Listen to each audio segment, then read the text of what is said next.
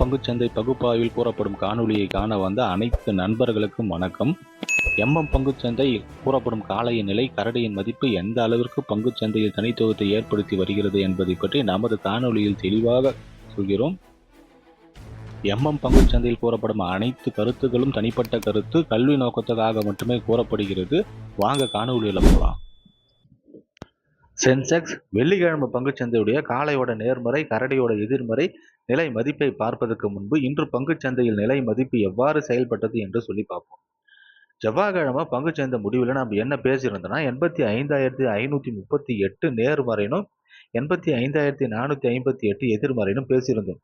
இன்று பங்குச்சந்தையோட துவக்கம் 85,532. இது ஒரு நடுநிலையான துவக்கம் தான். துவக்கம் கிடைச்சவுடன் கரடிகள் எதிர்மறைக்கு கீழே முயற்சிக்கும் போது காளைகள் அங்கு தடுத்து நிறுத்தி எதிர்மறையிலிருந்து நேர்மறைக்கு போறாங்க. நேர்மறையிலிருந்து இலக்கு 1 85,658 என்ற நிலையை அடைகிறாங்க. இலக்கு 1க்கு மேல் செல்லும் காளைகளை கரடிகள் தடுத்து நிறுத்தி இலக்கு 1லிருந்து நேர்மறைக்கு கீழே வராங்க.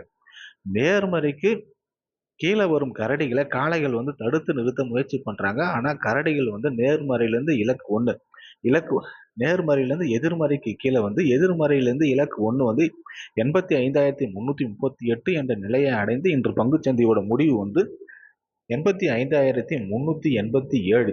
இதை பொறுத்து வெள்ளிக்கிழமை பங்குச்சந்தையுடைய காளையோட நேர்மறை மற்றும் எதிர்மறையை நம்ம பார்க்கலாம்.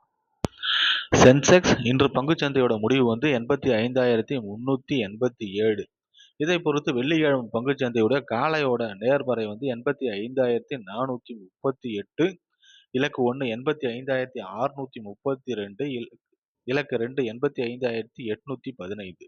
கரடியோட எதிர்மறை 85,360, இலக்கு 1 85,310, இலக்கு 2 85,138.